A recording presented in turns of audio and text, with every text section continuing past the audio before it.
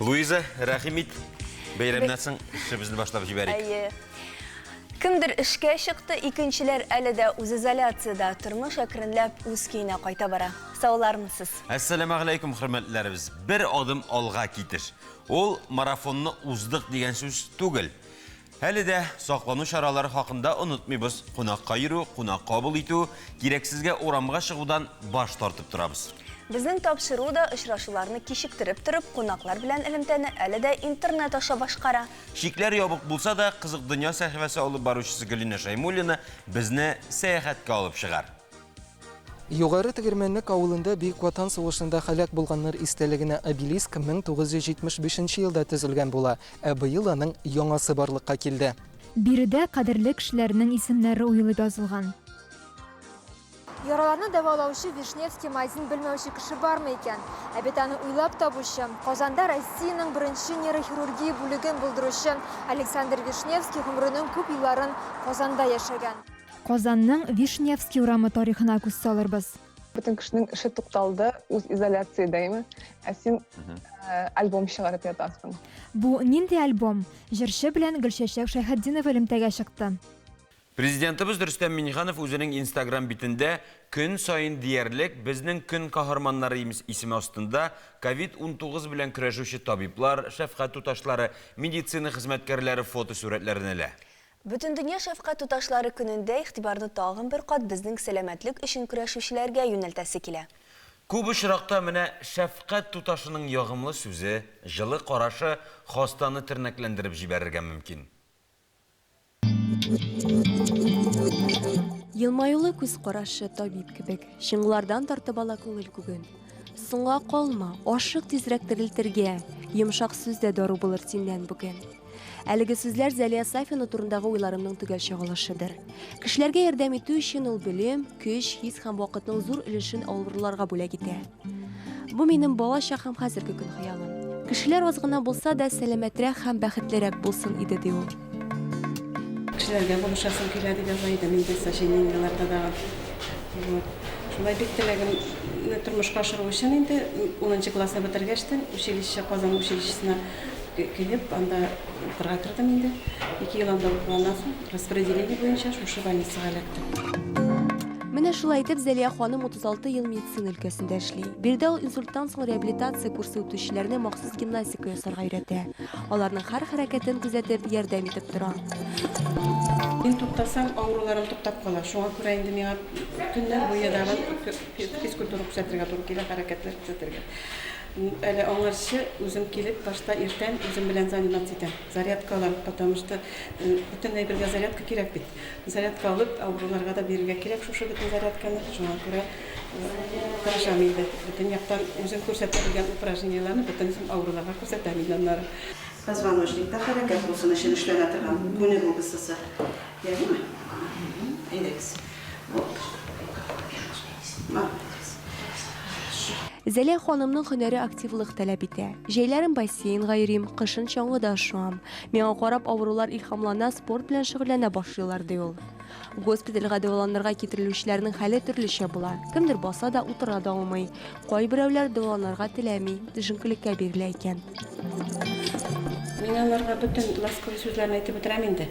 Өйгә кайткач әйтәсе сүзләрдә калмый иптәшемә, кайбер көнне. Бүтән шул авыруларга ул матурымда калмый инде. Нәрсә генә әйтеп бетермибез без аларга. Без теге алар җибеп төшмәсеннәр өчен инде безне үзләренеке якын итеп кабул итсеннәр өчен безне тоже без аларга бит инде барыбер һәрбер хәрәкәткә көтә башлагачта алар өчен әле кайбер ниләр ят булып кала инде. Алар инде куркып та калалар. Бу движениедән миңа начар булмас микән дип. Аннары соң инде үзләреннән үзләре көлеп утыралар. Шушыннан да курыктык бит дип инде.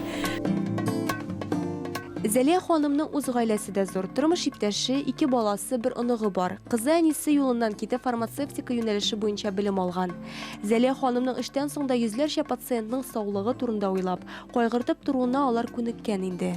Авыруларны аякка бастыручы, яңадан йөрергә өйрәтүче шәфкать иясе башкача яши дә алмыйдыр.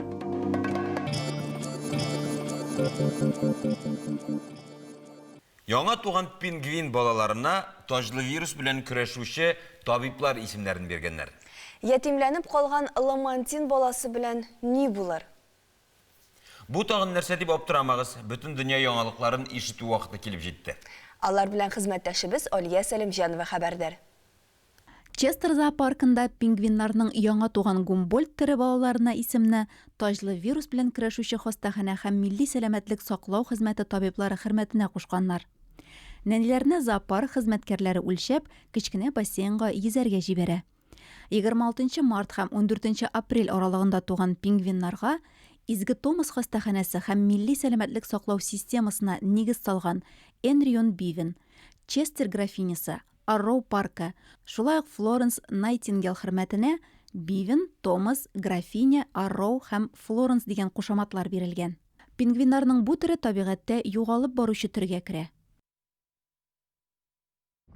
Аның хосусый ипричалы астында йөзеп йөрүен күреп алганнар. Балалары әтиәниләрен мәше, кечкенә эт булса да алыйк, ташбака да ярап куяр диде дип тилмертүчеләр өчен тере пышмак сәхифәсе бик кызыклы булыр. Тамашачыларыбыз арасында үзләренә бу тукым этне алырга теләүчеләр нәрсәгә игътибар итәргә тиеш икән? Бу кечкенә эт нинди холыкка ия булуын Галина Шаймуллина белеп кайтты. Шәхсән үзем шуны әйтә алам. Үзенә бик күп игътибар итүче тукымнарның берсе ул. Күптәннән эт алырга хыялланасыз, тик җиһазлар кимерелер, бар дөнья йон тузанга батыр дип борчыласызмы? Бар да юкка. Бүгенге тере пычмак сәхифәсенең герое этләр турындагы барлык күз аулауларыгызны үзгәртер. Таныш булыгыз, Йоркшир терьеры актив тыңлаучан, тугры, юмарт йорт хайваннарының берсе. Кечкенә балалары булган гаиләләргә аллергикларга килешле.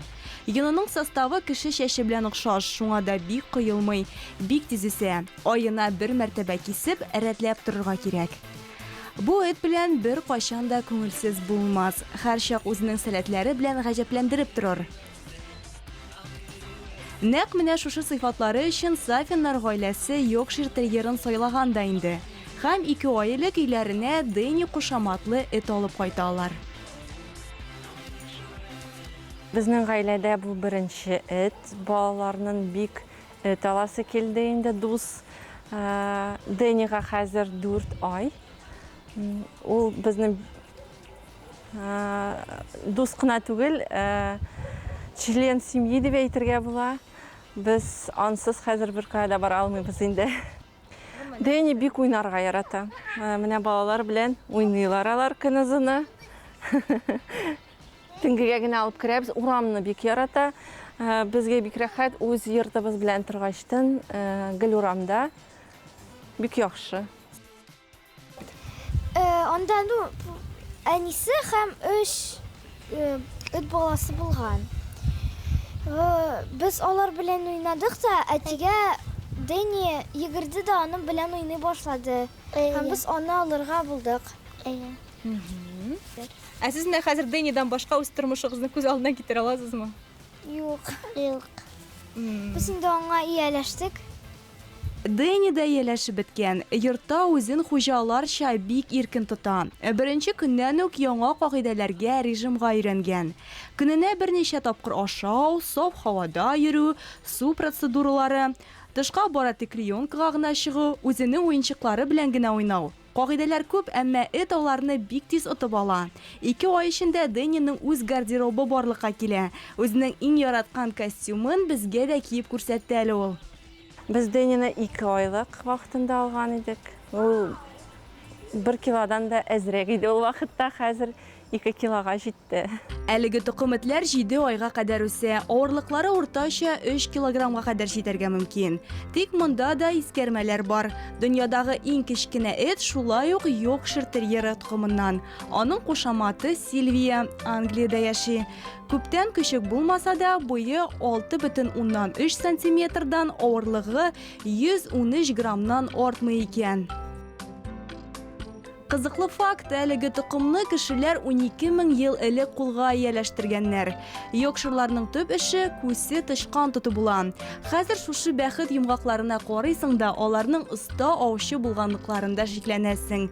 Еллар үткән саен бу этләрнең холыклары гына түгел, рационы да үзгәргән.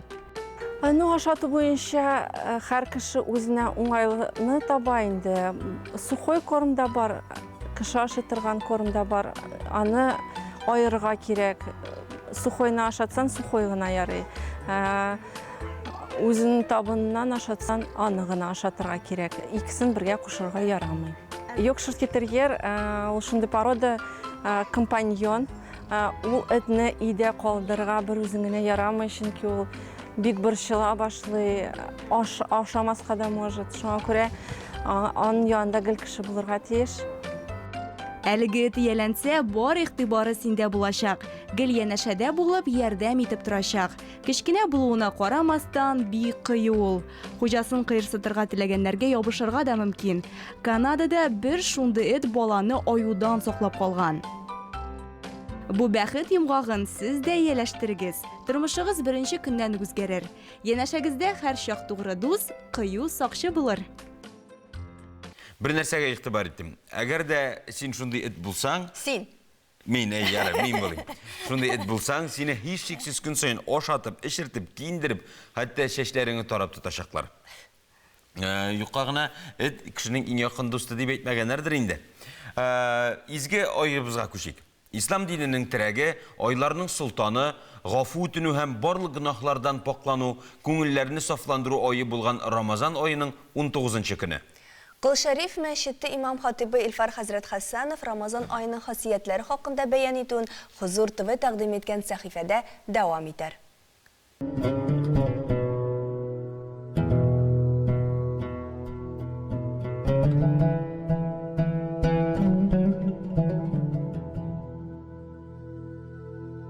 Рамазан айы, бейік ай. Шушы айны біз мусульманнар зурлыйбыз. Ураза белән, башка амәл гыйбадәтләр белән. Ләкин Аллаһ Раббул Изза шушы Рамазан шәриф айында үзенең рәхмәтен бөтен кешеләргә җиткерергә, ирештерергә тели. Кайберәүләр мин авырыйм инде, ураза тота алмыйм диләр. Икенчеләренең башка бер җитди сәбәбе, өченчеләрнең янә ниндидер бер сәбәбе бар. Кайберәүләр ураза тота алмаучылар күңелсезләнеп куя, әй мин шушы Рамазан шәриф айының уразасыннан, аның әҗреннән мәхрум инде, Рамазан шәриф айының әҗр савапларыннан мәхрум булдым инде дип күңелләрен төшерүчеләр бар. Ләкин Аллаһ Раббул Изза шушы Рамазан шәриф айын бөтен кешеләргә бүләк итте. Ураза тота алучыларга да, ураза тота алмаучыларга да.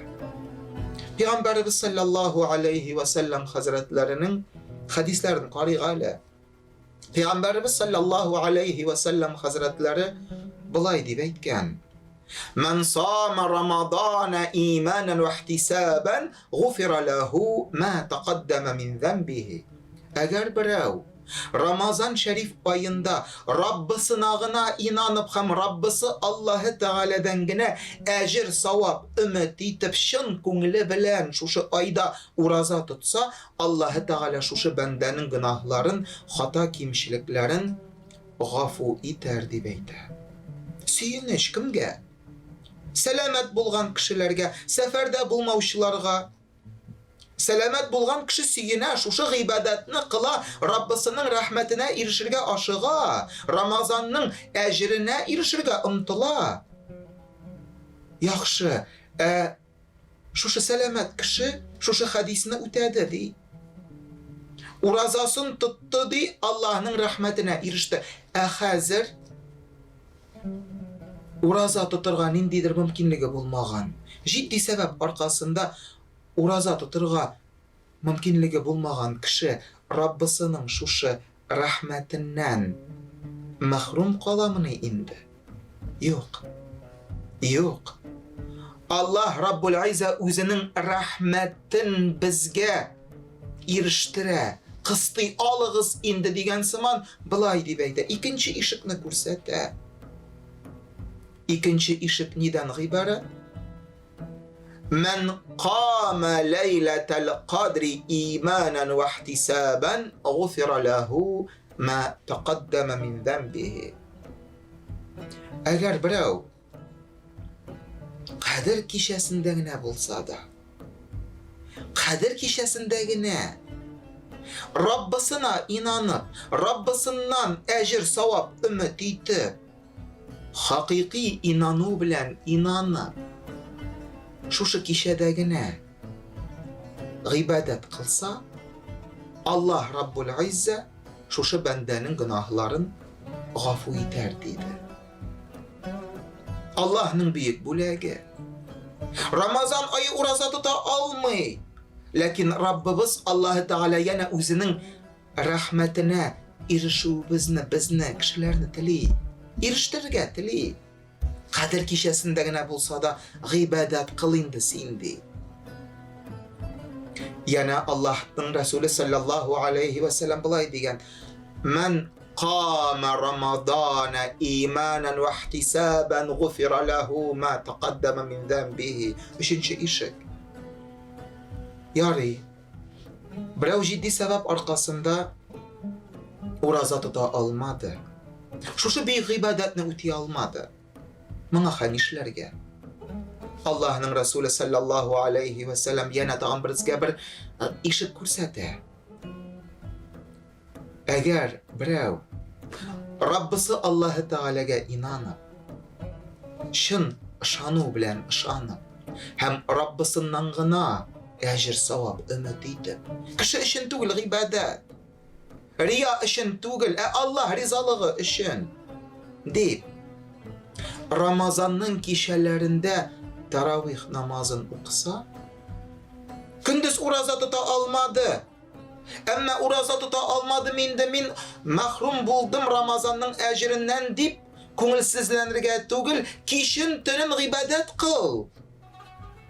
Таравих намазын оқыса, Allah Teala şu bendenin günahların, hata, kimçiliklerin özünün şiksiz rahmeti bilen gafu iter dedi. Allah Rabbul İzze'nin Resulü sallallahu aleyhi ve sellem bizge, kişilerge şu Ramazan'ın ecrine erişirge iş işikni işara edip görsetti. Birincisi gündüz uraza, ikincisi ulda bulsa, Kadir kişesin bir güne günde bulsa gana da, Kadir kişesin tavuk tutup, onu bilip, Kadir kişesinde onun şu tünni ibadette uzduru, hem üçüncüsü uraza tuta almasan da, şu Ramazan'ın kişilerinde teravih namazını oku. Şu ibadetler bilen kişi Allah Rabbimizin büyük rahmetine, onun rizalığına erişe ala. Ramazan Şerif ayı ol, ülken yaştagi, ide oturgan, layıklı yalga çıkkan, ağır işlerde işlemegen indi kişiler için gine de tugel. Ramazan ol, bütün kişi için Allah Rabbimizin büyük rahmeti hem onun bulagi bulup dura. Şuna göre biz kişiler izgi ayga karata, gadillik kursatirge tiyişli biz. Sıltavlar, sebepler izlemişe şu mübarek ayına көңілләребезне нечкәртеп, гыйбадәттә уздырырга, тырышырга тиешле без. Чөнки Раббыбыз Аллах кыстый безгә, ал әй бәндәм. Шушы мөмкинлекне кулыңнан җибәрмә син. Ураза тота алмадың икән төннәрен намазыңны укы, таравихларыңны укый алмадың икән шул көнен шушы Рамазанның бер кичәсендә генә булса да, Кадир кичәсендә генә булса да, gıybadetini kıl indi deyip, rahmetine erişirge tırış indi sin deyip, Allah Rabbul İzze'nin Resulü sallallahu aleyhi ve sellem Rabbimizin şu manasını bizge jitkirge tilep, şu hadislerini jitkirdi. Aziz kardeşlerim, Adam balasının ömrü ol şu yaz aylarında akkan sıman, taşı su sıman. Taşı tüşede kitip bara ol, kibe ol şey. Kişinin ömrü de şulay yok. Adam balasının tırmışı da şulay yok. Allah Rabbimiz biriyen şu ömrü bizni zayağa uzdırmışa.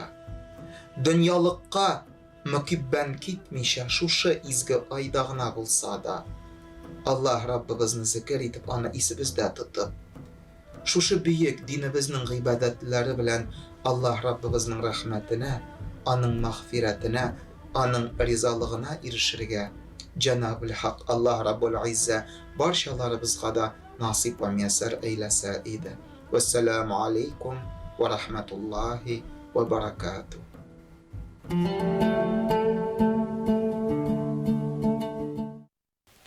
Izolyatsiya vaqtında organlık turunda söyleşu biguk orunlu da bulmaz. Organlık var, ama işten tugul. Akirisinçe, küplerinin yoldan oruğu sizile. Almazның da şul hesaptan, şulay mı? Yok, men armıyım. Nişik kine bulmasın bugün kronik organlık hem onun bilen küreşu kine. Başka illerde organlık bilen niçin küreşiler? Yoldan orıp bulamı? Hem iş urunun ormaz için üzüne nişik jaylaştırırga? Bu hem başka sıravlarga Kızık Dünya səhifəsində Gülina Şaymulina cevap verir. Şunduk klasik ile başladı. Xeyirli gün, hürmetli tamaşaçılar. Uzakka sızılgan yollar, rejim bozulu, yuqı tuymau, tik turgandan aşı шығу. Bular barысы da türlü avrularga kitirgen mümkün. Misal için kronik organlıq sindromuna. Өзіңіз білесіз, мұның білен шаярыға ярамай. Шуның үшін органлығыңызны сездіңіз екен, біраз хәл алығыз. Чилинің түзіліш өлкәсендә ял итүнең кызыклы ысулын уйлап тапканнар. Алар эш вакытында берничә мәртәбә музыкаль тәнәфес оештыра. Эшчеләр кулларына барабан алып, үзләренә ошаган ритмнарны бәрә. Бу органлыктан көне буе җыелган агрессиядан арынырга ярдәм итә икән.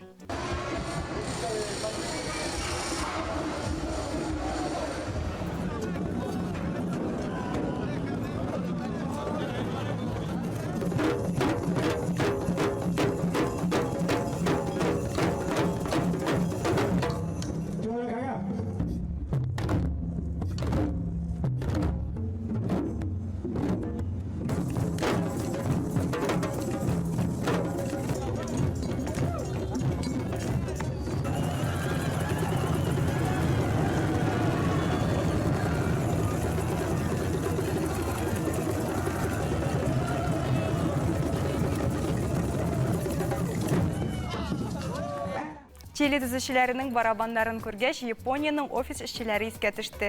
Ник дигәндә, аларда агрессиядан котылучы бүлмәләр бар. Әйтик, җитәкчегез ачуыгызны чыгарды ди. Сез бер сүз дә дәшмичә шушы бүлмәгә керәсез, ишекне ябасыз да, рәхәтләнеп бокс грушасын тиясез. Шәп бит. Япон халкының стресс һәм арганлыктан арыну өчен тагын бик күп ысуллары бар. Бу офистагы йокы бүлмәләре, медитация, эштә соңарып калдырылга яратучылар өчен штрафлар.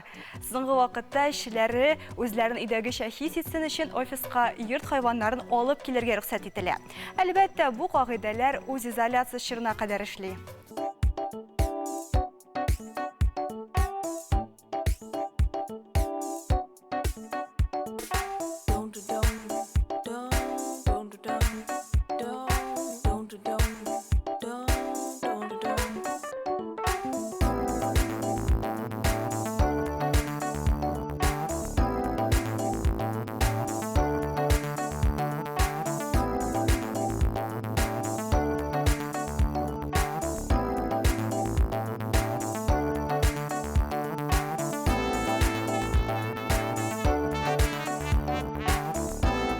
Йорт хайванын эшкә алып килү мөмкинлеге миңа бигрәк тә кызыклы тоелды. Әмма песи урынына мин 5 метрлы питон алып килер идем. Әлбәттә, шундай йыланым булса. Органлыктан котылуның тагын бер ысулы дөрес туклану. Үзегезнең көндәлек рационыгызга күз салыгыз әле.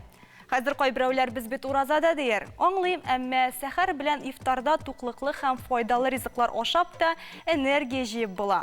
Ничек итепме, моны киләсе видеоязмада күреп белерсез. Витаминнарга бай булган эчемлек рецептын бергәләп әзерлик.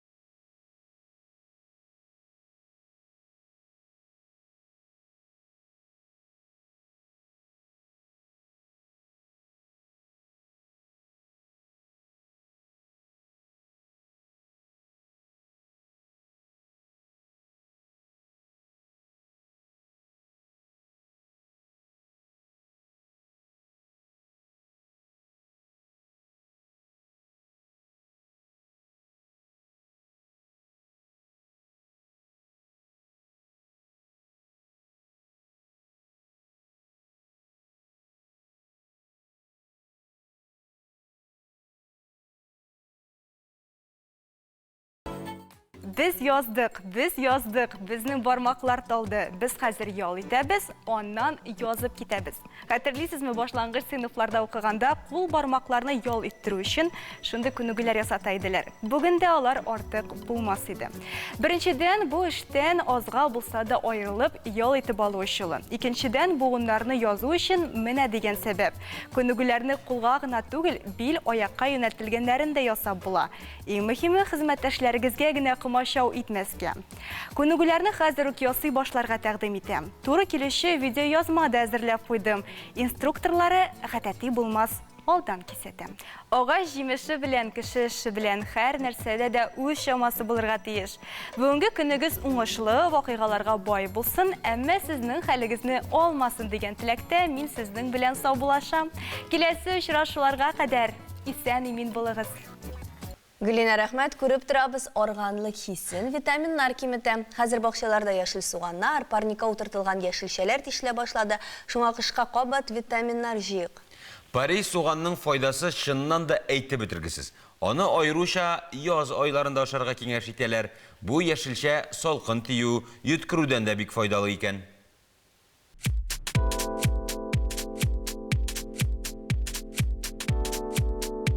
Бик тәмле помидор, хуш исле кыяр, әмма бүгенге сюжетыбызның геройы ул парей суганы. Хуҗабикәләр арасында ул бик популяр түгел, әмма аның файдасы турында белсәләр, ул һәр табынның түрендә булыр иде.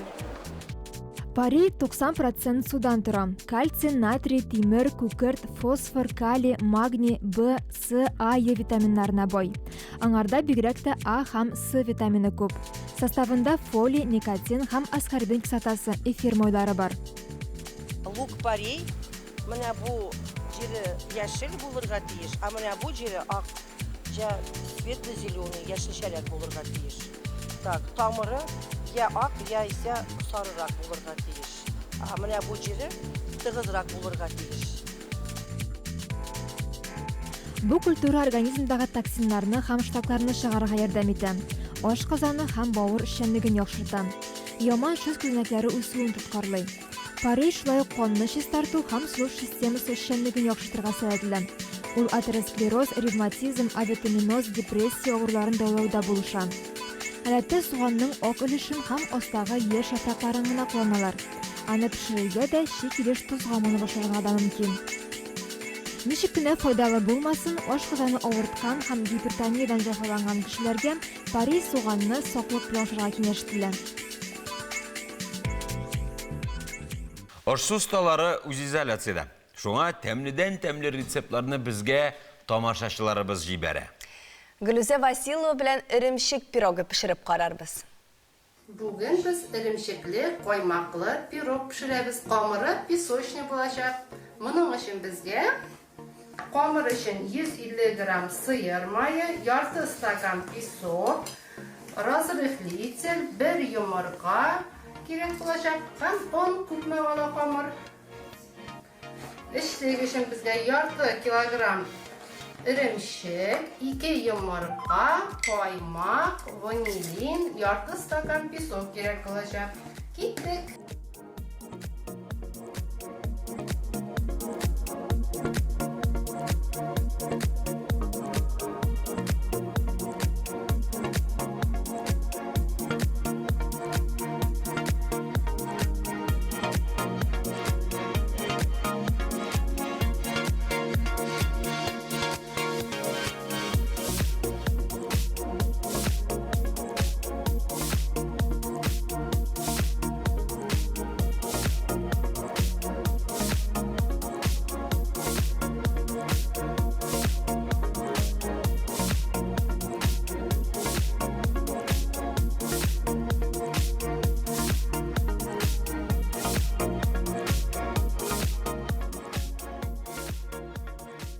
Камыр килеп чыкты безнең. Әзрәк пирогның өстен безәү өчен алып калабыз да калган.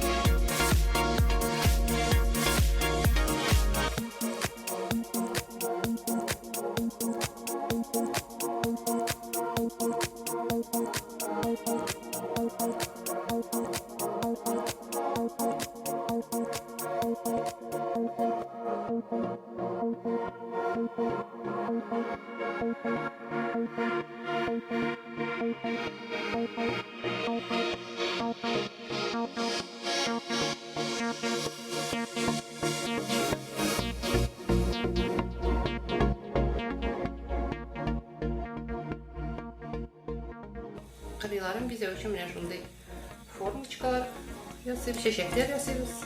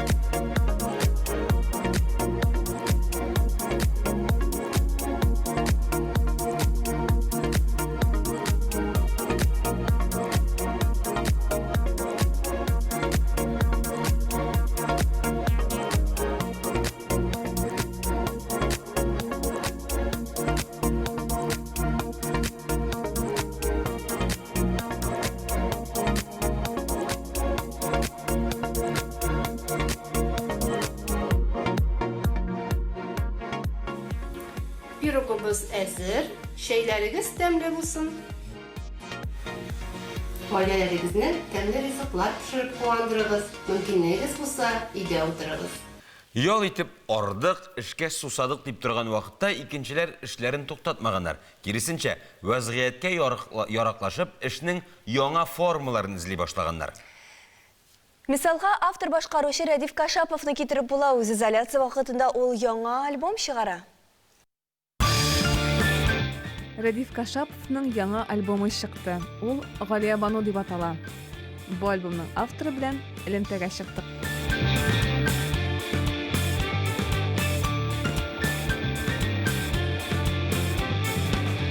Бүтін кішінің іші тұқталды, өз изоляциядаймы. Сен альбом шығарып ятасың. Неше бұл? Ол шыққа ойланған едім ол, әлі неше келіп шықтыл сен альбом? Bilmiyorum, birinçine men birinci sizin benim işim tam to'xtaldi deb, chunki hamma ish tag'inda ko'proq hozir. No, masalan, hozirgi vaqtda kishi bitimda ikki variant aning strategiyasi esa kutib turganisi bo'lashag'ini esa hozirgi vaziyatga kelishib o'zgara boshlaydi. Masalan, mening bir ishim bayli bilim berish sistemasi bilan endi. Шуңа күрә мин мәсәлән дистанционно уку системасын килим хәзер. Монда беренче туктап торып булмый. Икенчедән альбомга кайтканда инде гомумән бу альбом белән эш инде күптән бара иде. Без аны хәтта декабрь аенда чыгарга уйлаган идек. Әмма ничектер менә башка эшләр лейблдан кушыла. Чыкты ашык чыгарасы килмәде инде, ләкин менә материал хәзер булгач, мен әйттем, әйдә инде чыгарык, чөнки син бәлки сизәсеңдер. Hatta nidir bir başka yangalık bolsa indi, başka bir turunda kişi şatlanayım, Covid unutup tugul bulgaç, demek meytemeyde albümünü çıgarık, çünkü dürüst etkende bu albümünü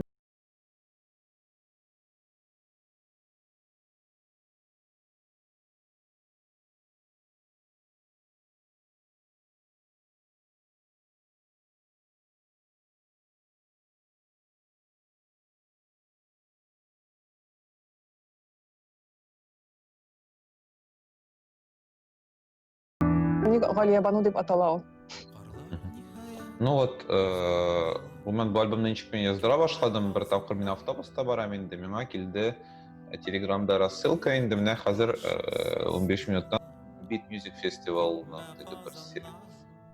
bir şarasıydı. Anda Maya Mia isimli jerşiydi. Maya'nın şunday fişkasıydı. O isimler biriydi albümlerga. Әтиенің хөрмәтенә инде. Минем әнинең исеме Фәнзәлия. Мин башта аны Фәнзәлия дип атап йөрәйдем. Фәнзәлия.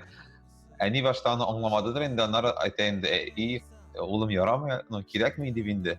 Син лучше әни хөрмәтенә җыр яз дип инде. Ну ярар, әйттем. Галиябаны сен кошша айта алмады инде, Галиябаны сен кошша айта алмады. Yok, akım sporlaşa almayı deytem. No, devayı sporlaşa almayı. Ayı devayının ismi Galiyabano. Şulay mı? Çıktım ya. Ayı devayının ismi Galiyabano. Şu an Kur'an çıktım ya, o yakın oldu. Men atadım da anara anlayıp tuktar men Galiyabano bet ol gadigina isim tugul bizning için dipinde. Yana assotsiatsiya tuta başlay. Hem o Mir Haydar Fazida piyesa da.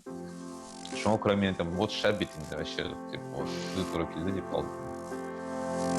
Соңғы түсті шынар сүнден Күзлеріме сапам кірді Альбомдан ничектер мен ихтибар иттим, кушлар гел телгә алына күп. Әйе. Анда Казан күп инде яралмашыла ничектер, кушларда ничектер гел миңа шулай күп кебек тоелды. Берсе айрым җыр бар бит инде. Син әгәр дә куш булсаң, үзең нинди куш булыр идең синеңчә? Син кайсы кушка охшагансың? Охшарлак.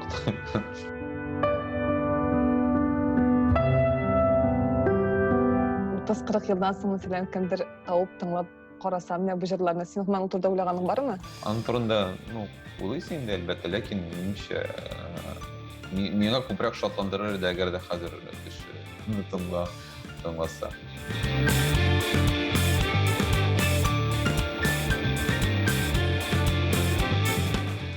Сәләт Arts Биләр форумга гаризалар кабул итү башланды. Форумның театр юнәлеше җитәкчесе Гүзәл Галиуллина белән аның нечкәлекләрен белешербез. Гүзәл, исәнмесез? Сәләт Arts Биләр форумның асылы нидә һәм гаризаларны кайда тапшырырга була? Сез, хөрмәтле дуслар, мин сезгә Arts Биләр форумның театр юнәлеше җитәкчесе буларак мөрәҗәгать итәм. Менә инде 3нче ел рәттән театр, җыр, бию сәнгате белән кызыксынучылар Arts Биләр форумга җыела. Arts Биләр форум 9нчы халыкара сәләт белем бирү яшьләр форумының 2нче сменасы буларак үтә. Монда аерым башкаручылар да, иҗади коллективлар да катнашалар. Катнашучыларның яше 12 яшьтән 22 яшькә кадәр. Гаризалар сәләт.biz сайтында 24 майга кадәр кабул ителә. Әлеге юнәлештән нәрсәләр көтәргә? Сайлап алу турын үткәч, читтән торып сайлап алу турын үткәч, барлык катнашучыларны биләргә 27 июньнән 2 июльгә кадәр без көтеп калабыз Arts Биләр форумда. Монда сезне иҗади атмосфера көтәчәк, остаханәләр, мастер-класслар, түгәрәк өстәлләр, гала-концерт булачак. Укытучылар һәм спикерлар буларак Татарстанда гына түгел, Россия күләмендә шактый казаныш, танылу алган профессионаллар чыгыш ясаячак. Һәм быелгының төп яңалыгы ул да булса иҗади лабораторияләр. Һәр эш юнәлештә, театр юнәлешендә, җыр юнәлешендә, бию юнәлешендә иҗади лабораторияләр эшләячәк һәм катнашучылар белән бергә иҗади яңа продуктлар туачак. Алар барысы да форумның гала-концертында тәкъдим ителәчәк. Шуңа күрә, безнең белән буласыгыз килсә, сәләт.biz сайтына кирип, гариза калдырыгыз һәм безгә кушылыгыз. Язның соңгы аенда май кыңгызлары күп булса, җәй коры була дигән халык сынамышы бар. Шуңа игътибар итеп карагыз әле. Һава торышы уңай булыр дип ышанасы килә, җәйге айларны җырлап каршы алыйк, онлайн булса да. Батырларга хат проектына килгән хатларны укуыбызны дәвам итәбез. Биккинин Галия Мөхәммәд кызы әтисе турында яза. Әтием Биккинин Мөхәммәд Нургали улы Камытамагы районы Элкеге Тәмте районы Иске Казиле авылыннан. Шул авылда гомер итүче Нургали дәү әтине дә аның 3 улында сугышка алалар. Шуларның берсе Аслан Галие яу кырында ятып кала. Әтием 1925 елда туган, 1957 елда фаҗигале рәвештә үлә. Аны 1943 елда 18 яшь тулгач сугышка алалар. Яшь солдатларны әзерләү мәктәбен тамамлагач, Днепропетровск 10-нчы танк корпусының 11-нче мотоукчы бригадасына элемтәш итеп билгелиләр. Риганы алуда күп батырлыклар күрсәткәне һәм дошман атакасын кире кайтарудагы батырлыклары өчен 2-нче дәрәҗә Ватан сугышы ордены белән бүләкләнә. 1944 елның октябрендә бу кан кыйгыч сугышта ул тагын бер бүләккә лаек була. Ул бу сугышта уң күзен һәм шул яктагы колагының ишетү сәләтен югалткан килештә, кире сугышка кайтып, хәрби хезмәтен дәвам иткән. Фашистлар Германиясе капитуляция ясагач та хәрби хезмәтендә кала. Туган авылына 1945 елның җәендә генә кайтып төшә. Biz аның гаиләсе бу турыда бары тик Татарстан Республикасының Дан музеена иптәш Черепановка мөрәҗәгать иткәч кенә белдек. Чөнки ул үлгәндә әле biz бик кечкенә идек. Исән мәтием, сиңа бу хатны синең кара күзең кызың Галия язам. Бийек җиңүнең 75 еллыгын билгеләп уздык. Синең безне калдырып киткәнгә 12 майда 63 ел. Исән булсаң, сиңа 95 яшь булыр иде. Без әтием, синең кызларың Наилә, Галия һәм сине күрмәгән, син үлгәч 6 айдан соң дөньяга килгән улың Әхмәт, сине әле дә сагынабыз. Әтием, без синең өметләреңне акладык бугай.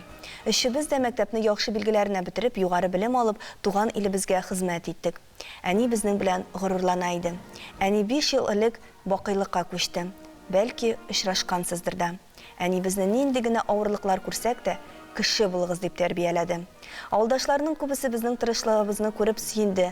Мөхәммәд абый исән булса сезне күреп сокланыр иде дип әйтүчеләр дә бар. Күрәсең, син бик яхшы кешелекле, ярдәмчел кеше булгансың. Сине күрергә өлгерми калган улың Әхмәт тә нәкъ шундый игелекле, ярдәмчел. Сине белгәннәр һәрберсе сиңа охшаган диләр. Синең бүгенге көндә 6 оныгың, 9 онык-шыгың бар. Оныкларың да безгә кызыллык китермиләр. Татар милләтенә хезмәт куялар. Үз балаларына алар да әйбәт тәрбия бирергә тырышалар. Әтием, без синең батырлыкларың турында бик күп еллар үткәч кенә белдек. Син шундый батыр кеше булгансың. Һәм син шундый булуыңда синең сугышта алган орден медальләрен генә безгә сөйли алды. Алар безнең өчен бик кадерле. Бик зур рәхмәт сиңа, әтием. Илебез халкын тыныч, матур яшәтер өчен зур батырлыклар күрсәткән өчен бик халкыма, сугышчыларга һәм тылда хезмәт итүче бөтен Совет иле халкы алдында баш иябез һәм рәхмәтләребезне белдерәбез. Бу язмам барыгызның да рухына дуга булып ирешсен иде. Кызларың Галия, Наилә һәм улың Әхмәт. Батырларның даны мәңгелек. Балык Бистәсе районы югары тегермәнлек авылында да каһарманнарыбызга һәйкәл ачылды. Шул мизгелләрне күрик. Фәүзия апа Габдрахманова бала чагын сугыш урлаган буын баласы. 1937 елда туа ул. Авылдагы яңа ачылган обелиск аның өчен изге урын, чөнки биредә кадерле кешеләрнең исемнәре уеп язылган. Улалар турында күз яшьләрсез сөйли алмый. Үземнең әткәем Кәримулла, әткәемнән абыйсы Шәфигулла, әнисе Зиннатулла, алар өчесе дә сугыш кырында жатып калдылар. Минем әткәемнән үлгән вакыты 21 апрель, 7 май көнне үлгән хәбәре килде. 9 майда сугыш туктады. Бүгендә хәтеремдә әнкәемнең ике баласын кочаклап, анасы әнкәемне кочаклап, сылаганы бердә йөрәгемнән китмәй. Инде әнкәемнең абыйсы Фәттахетдин абый, әнисе Нуртдин абый, алар сугышта жатып калдылар. Минем әнкәем өчен дә, безнең өчен дә, туганнар өчен дә бик зур җавалту. Аларның балалары ятим үстеләр, азапта үсәләр дә хөрмәткә лаек булып үстеләр. Балаларына рәхмәт. Югары Тегермәнлек авылында Бөек Ватан сугышында һәлак булганнар истәлегенә обелиск 1975 елда төзелгән була, ә быел аның яңасы барлыкка килде. Яңа обелиск төзү һәм батырлар исемен мәңгеләштерү идеясын авылдашларына Тольяттида гомер итүче Фәрит абый Хәсәнов җиткерә һәм иң беренчеләрдән булып матди ярдәм күрсәтә. Тәкъдимне авыл халкы да күтәреп ала, кемдер акчалата, кемдер материал белән, ә кайберләре кул көче белән ярдәм итә. Бурычыбыз иде, моңа инде без күп еллар әзерләнеп йөргән идек, әйдә нашлагына кала.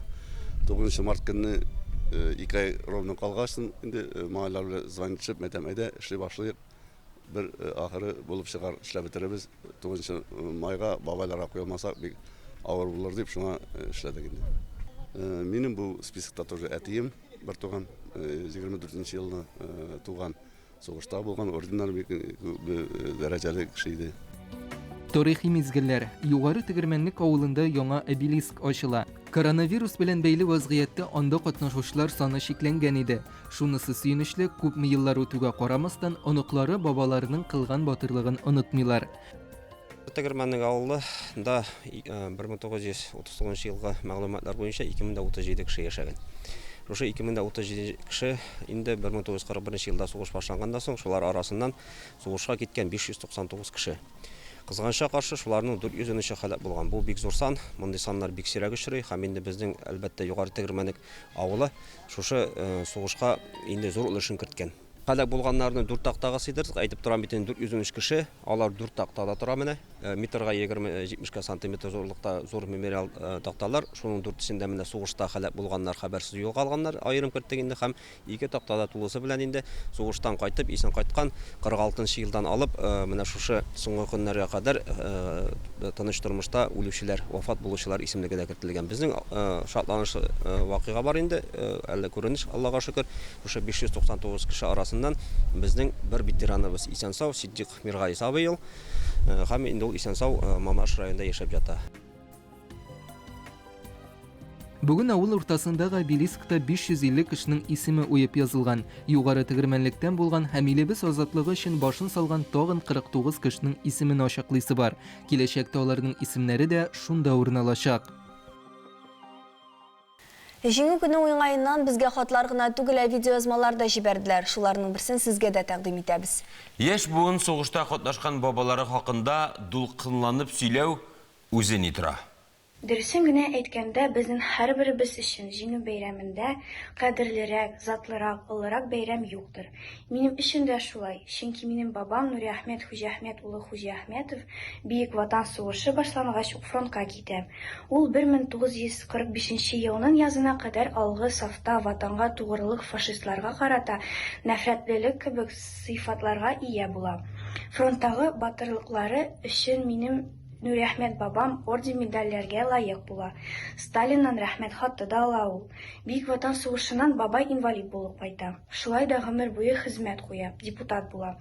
Минем өчен шулай ук кадерле булган Зөлхәбирә әбием белән алар 10 бала, 5 малай һәм 5 кыз тәрбияләп үстерәләр. Әлбәттә, Бөек Ватан сугышында җиңү байрагы минем Нури Әхмәт бабамның да бар, дип уйлыйм.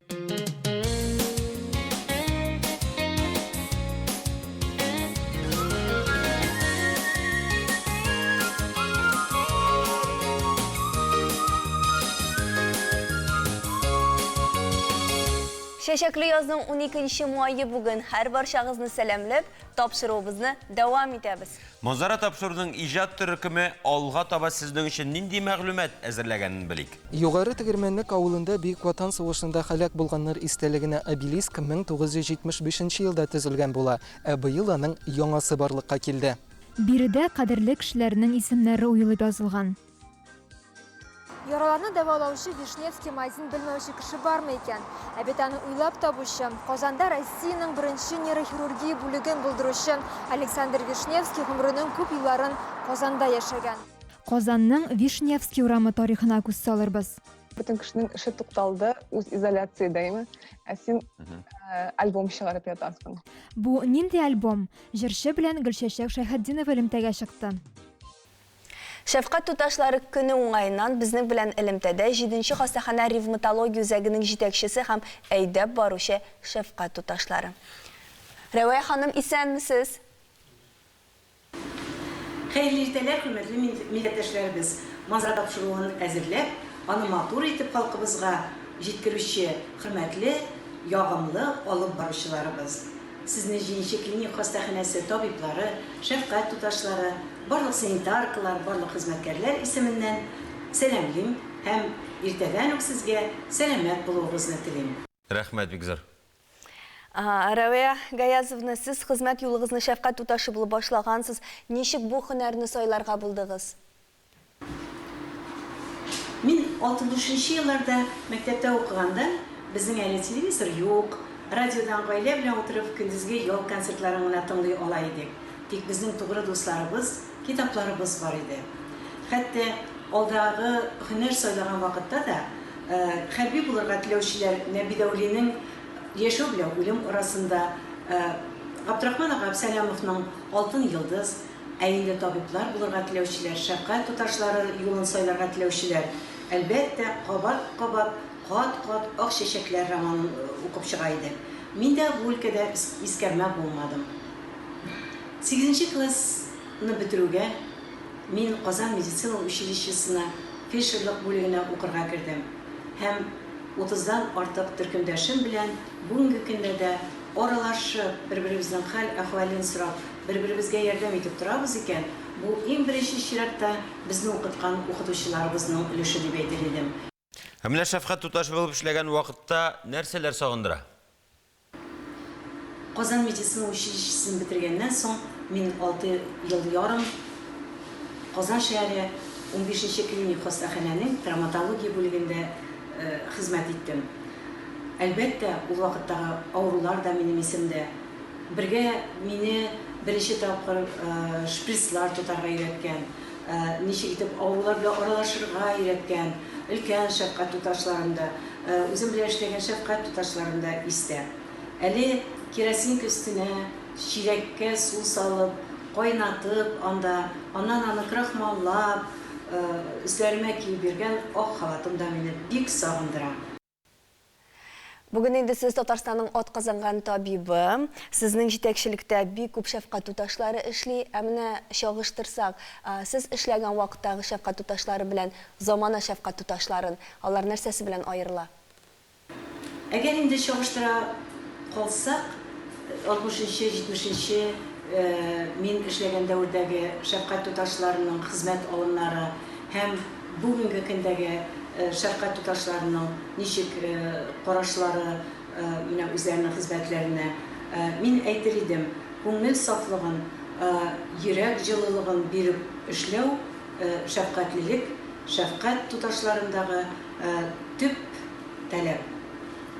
Белем, эшләү алымнарына, үзенчәлекләренә, аларны яңа гына килгән Шәфкать туташларын, өлкән Шәфкать туташлары өйрәтә. Һәрбер бүлектә бит инде үзенең үзенчәлеге була. Тик менә өлкән Шәфкать туташы, ул яңа гына килгән Шәфкать туташына алган белемнәрен куллану һәм практик менә алу өчен практик эш дәверендә ничек дип эшләргә өйрәтүдә төп кеше булып тора инде. Biz özümüzün Казан ревматология үзәгенең өлкән Шәфкать туташы Раилә Хәйдәр кызы белән 30 елга якын җилкәгә куеп эшлибез. Һәм күпме Шәфкать туташлары безгә килде, алар берсе дә бездән менә шушы 30 елны дип әйтер идем китмиләр. Бүген бөтен дөньяда Шәфкать туташлары бәйрәме көне шул форсаттан файдаланып, мин иң беренче үзебезнең менә өлкән Шәфкать туташы Раилә Хәйдәр кызын аның куласында эшләүче, безнең менә үзәктә эшләүче барлык Шәфкать туташларын бәйрәм белән тәбрик итеп, һәм әле бит үзебезнең республикабызның төрле хастаханәләрендә, поликлиникаларында, шифаханәләрдә эшләүче Шәфкать туташлары, авылларыбызда эшләүче фельдшерлар, барысында барлык сәламәтлек өлкәсендә эшләүче табиблар, җитәкчеләребез исеменнән тәбрик итәр идем һәм һәрберегезгә чын күңелемнән уңышлар, сәламәтлек теләр идем. Рауя ханым, бик зур рәхмәт, сезне күптән түгел үтеп киткән юбилейгыз белән котлыйбыз. Хәзер безнең белән элемтәдә Раилә Камалиева, 7-нче хастаханә ревматология үзәгенең өлкән Шәфкать туташы ул. Мин менә монда утырган Шәфкать туташларының өлкән Шәфкать туташы. Мин Камалиева Раилә Хәйдәровна 7-нче хастаханәнең ревматология үзәгендә өлкән Шәфкать туташы булып эшлим. Инде өлкән Шәфкать туташы булып мин инде 30 елга якын эшлим. Бу бик зур җаваплылык, чөнки Шәфкать туташы эшеннән табибның билгеләнгән дәвасы да авыруның чирдән терелүе дә бәйле. Төрле характерда, төрле гаиләләрдән һәм төрле тәрбия алган, төрле белем дәрәҗәсе булган Шәфкать туташлары, аларның барысында бергә туплап эшләргә кирәк. Аларга киңәшче дә, дус та булырга туры килә. Безнең барыбызның да бер теләк, табибларның да, Шәфкать туташларының да, кече Шәфкать туташларының да авыруга ярдәм күрсәтергә һәм аны аякка бастырырга. Республикабызда эшләүче барлык Шәфкать туташларын һөнәри бәйрәмнәре белән тәбрик итәм һәм эшебездә зур уңышлар телим. Бик зур рәхмәт, шуннан да бәйрәм белән менә алар бүгенге көн каһарманнары. Шушу хастаханәдә хезмәт итүче Динара Хабибуллина әле 1 ел гына шәфкать туташы булып эшләвенә карамастан, бүген коронавирустан дәваланучылар госпиталендә эшли. Ул да бүген безнең белән элемтәгә чыкты. Шуны да әйтеп узасы килә, бүген 7-нче клиник хастаханәсендә 2 госпиталь эшли, 1 ревматология үзәгеннән генә 10 кеше, 4 табиб, 4 шәфкать туташы, 2 санитарка авыруларның гомере өчен көрәшә. Казан шәһри медицина училищесын 1 ел элек кенә бетердем. Һәм күп мәртәбә ревматология үзәге турында ишеттем. Шунда шисем килде. Һәм бүгенге көндә бер дә жәлләмим. Чөнки 30 елга якын тарихы булган. Шунда эшләүчеләр иң беренче очракта чын дус һәм кирәк вакытта ярдәм итә алар. Укыган вакытта бит ул бер төрле, ә эшләгән вакытта барысыдан искә төшереп өйрәнергә кирәк. Шул вакытта өлкән шәфкать туташы Раилә Хайдаровна якында эшләүче шәфкать туташларының ярдәмен тоясың. Мин бит шатмын бүгенге көндә шәфкать туташы сафында булганыма. Күңел җылымны ревматик чирләр белән интегүчеләргә ярдәм бүләргә бирүемә шатмын. Әлбәттә, кеше гомере өчен көрәшүче табибларга бүләк ул ак чәчәкләр. Ә мин сезне, хөрмәтле һәм яраткан безнең шәфкать туташлары, бу бөтен дөньяда үткәрелә торган бүгенге һөнәри бәйрәмегез шәфкать туташлары көне белән тәбрик итәм. Бөтен табиблар исеменнән, республикабыз табиблары исеменнән һәм 7-нче клиник хастаханә табиблары исеменнән бездән ак чәчәкләр сезгә бүләк булсын.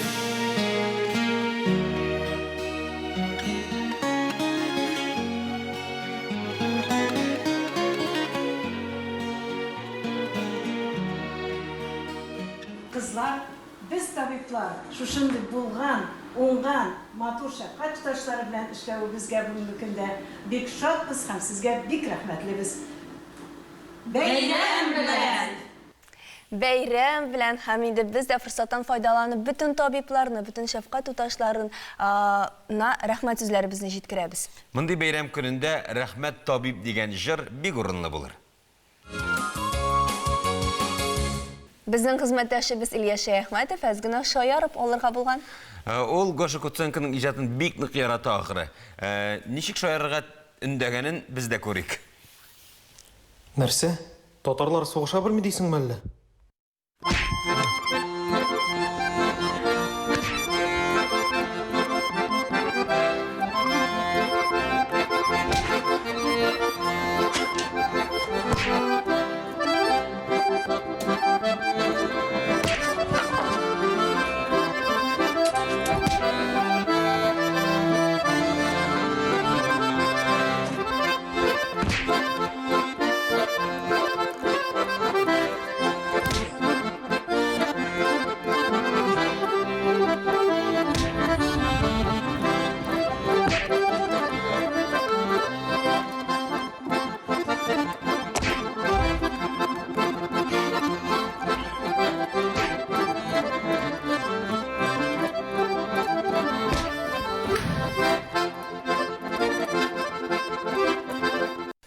Экранга да шииртәсе килеп китте.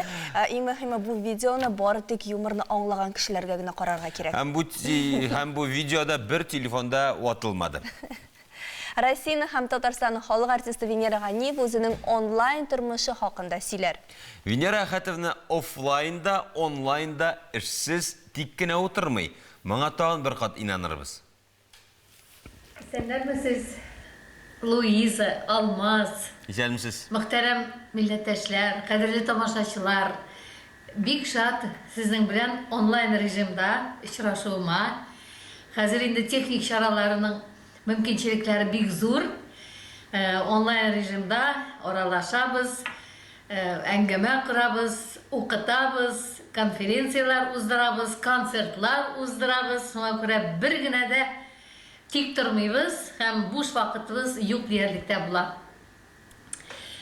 Иртә белән уянабыз, кич белән ятканда да һаман коронавирус, пандемия, COVID-19 сүзләрен ишетәбез. Ләкин мин уйлыйм, без бердәм булганда бер-беребезгә hürmet etkende, birbirimizni saqlaganda biz bu düşmanlarını hiç şeksiz jеңәчәкбез.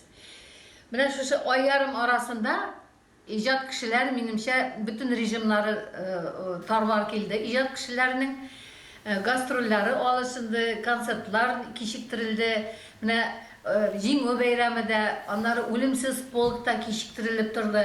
Ләкин менә шушы карантиннан чыккач, без әлбәттә bütün бәйрәмнәрне дә, концертларны да уздырачакбыз. Алла бирсә. Минем үземнең дә 24 мартта пирамидада юбилей концерты булырга тиеш. Мин аны инде 1 июльгә кичиктереп тордым. Алла бирсә, исән-сау шушы карантиннан чыккач, без минем юбилей концертында очрашырбыз. Амин. Шулай ук әйтәсем килә, шушы ай ярым эчендә, әлбәттә, мин онлайн концертларда катнаштым. Анда безнең бик күп, шулай ук безнең сәнгать әһелләре катнашты, минем шәкертләрем дә катнашты. Чөнки без тамашачысыз гомумән яши алмыйбыз. Ләкин ул бик авыр икән. Менә алдыңда син тамашачыны күрмәсәң, камераның бер күзе генә күренеп тора. Алкышлар да юк, елмаюлы йөзләр дә юк тамашачыларның. Ул бик җиңел түгел икән. Шуңа күрә без инде сезне бик сагындык. Һәм очрашкач, әлбәттә, туганнар белән, дуслар, коллегалар белән, шәкертләрем белән әлбәттә бер-беребезне сагынышып, кочаклашып, әле бәйрәмнәрдә уздырыбыз, концертларда уздырыбыз. Барыбыз да исән-сау булыйк. Исән булыгыз. Рәхмәт. Бик зур. Сау сәламәт булыйк. Без дә шуннан да сәхнәдәге чыгышларны зарыгып көтәбез, сагынып беттек. Син тамашачы буларак. Тамашачы буларак әлбәттә. Син артист буларак. Шуңа күрә сиңа бүләккә Венера Ганиева башкаруында Миләш җыры яңгырар. Рәхмәт. 1948 елның 8 декабрендә танылган хирург хөрмәтенә Вишневский урамы үз атамасын ала. Ул уйлап тапкан анестезия, новокаинлы блокада, мазь бөтен дөньяга танылу алды. Казанга ул Әчтерхан гимназиясын тәмамлагач күченеп килә. 49 ел табиб тәҗрибәсенең 35-е Казанда уза.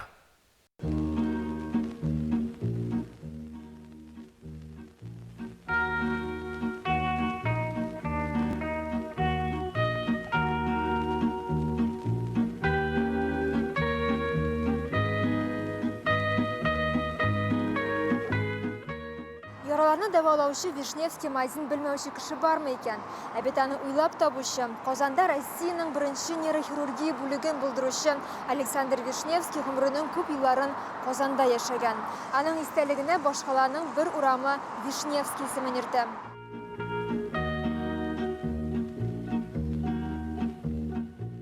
ТССР иң ире медицина үзәге дигән данлыклы исемгә лаек булуы белән нәкъ менә Александр Вишневскийга рәхмәтле. Германия, Швейцария, Франциянең иң яхшы клиникаларында заманча хирургия казанышлары белән танышу мөмкинлеген алганда, аңа әле 30 яшькә тулмаган була. Казанга килүгә Александр Вишневскийны хирургия факультетын җитәкләргә чакыралар. Профессор итеп билгелиләр. Бүтән медицина дөньясы Казан хирургының фәнни эшчәнлеген кызыксынып күзәтә.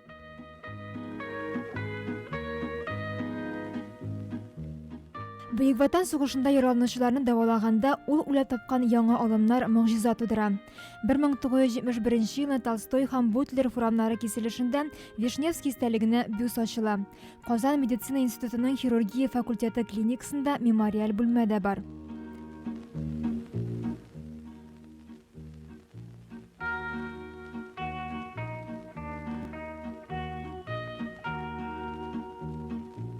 Казанның Вахитов районындагы бер урам да аның горур исемен йөртә. Ул Николай Ершов урамы белән киселештә башланып, Академия, лейтенант Шмидт, Достоевский, Лесгафт, Әмирхан Енеки урамнары белән кисешә. Юл Нурсултан Назарбаев урамы белән дәвам итә. Хәзерге исеме аңа 1948 елның 8 декабрендә бирелә. Аңа кадәр урам Академия урамы дип аталган.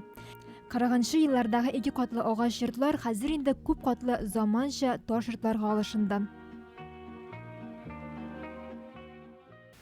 Бер картинада бер тормыш булырга мөмкин.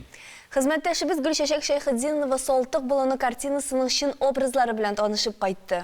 Бакый Урманчының бу иҗат җимеше тарихы белән танышыйк.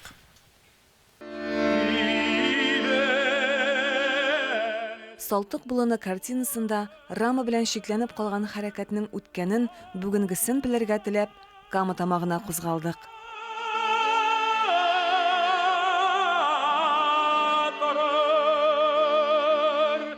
1979 елда иҗат ителгән Салтык болыны картинасында менә монда алгы рәттә ике апа сурәтләнгән. Аларның берсе Җәләлова Нурфия Сәгыйд кызы. Ул бүгенге көндә дә Кече Салтык авылында яши.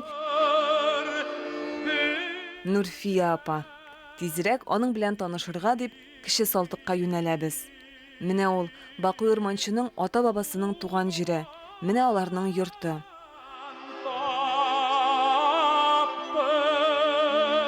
Ә менә Нурфия апа Салтык болыны картинасыннан безгә баккан эшләпәле кыз ул. Менә анда минем кайнанамның ул япкышы. Сиккән шәкәнне ул япкыш. Аннан соң инде аның яшь вакытта ул заратып жүргән кызы булган. Гайша апа Сабирова Гайша. Берсесе минем җанда бит. Икебез дә эшләпәдән, минем эшләпәмдә кайнанамның эшләпәсе, ул кояшта шул эшләпәне киеп утырадыр, урамга чыгып, күләгә ясап. Бакый ага Нурфия апаның кайнатасы Хайретдин, аннараның тормыш иптәше Гайса белән дә бик дус була. Казаннан Салтыкка гел аларга кайтып йөри. Нурфия апа Бакый ага белән 1969 елда таныша. Куйбышев сусаклагычы төзелеп Идел күтәрелгәч, ул болыннар су астында кала. Бакый ага картинасын 1979 елда ясый. Болынга чыгуны хәтерендә яңартып, киндергә күчерә. Кичү, парумнар белән, көймәләр белән чыгалар иде, парумга тигеләр иде, атларны, печән чаба торган косилкаларны, нинди әйбер кирәк, улы парум белән аларны чыгаралар иде. Аннары инде без яшь җилкенчәк, анда кичкенә көймәләр белән bir яктан кычкырсаң, икенче якка тавыш ишетеләр. 2 километр ул минең арасы. Хәзер бит инде ул болыннар бөтенләй су астында калды. Һәр авылның үзенең билгеләнгән, бүленгән болынлыгы бар иде. Менә Кече Салтык болыны, Олы Салтык болыны, Мәрәт Хуҗа болыны, һаман Идел буенча аскатаба төшәдер иде. Менә шундый ул вакытта. Ул вакытта инде болынга чыгу үзенә бер бәйрәм иде. Яшьләр, кызлар инде җиткән кызлар бигрәк тә җанталаша матур күлмәкләр тектереп, матур алҗапкычлар тектереп, матур җаулыклар хәзерләп, анда яшьләр сөйләшә, кавышалар, табышалар дигән ки, анда бик матур иде. Һәр бер бригаданың үзенең аерым урыны бар иде. Кушлар анда, күлләр бик матур иде. Инде ул күл буйларында берлегән, карлыган, бер башында аның яшьләр су кыйнадыр иде, икенче башыннан аның су алып шәй куялар иде, аш пешерәләр иде. Менә шундый вакытлар иде алар. 7 июльләрдә чыгалар иде болынга, 17 июльләрдә тотыналар иде аннары менә уборкага. Анда шүмәләләргә салып, аннары Идел каткачтан ул шүмәләләрне, пешәннәрне bundan ташыйлар иде. Салтык болыны Лаеш ягындагы Татар Сараланы авылы турысында булган. Ә хәзер киң Идел гөрләп торган болыннарны йотып тынган.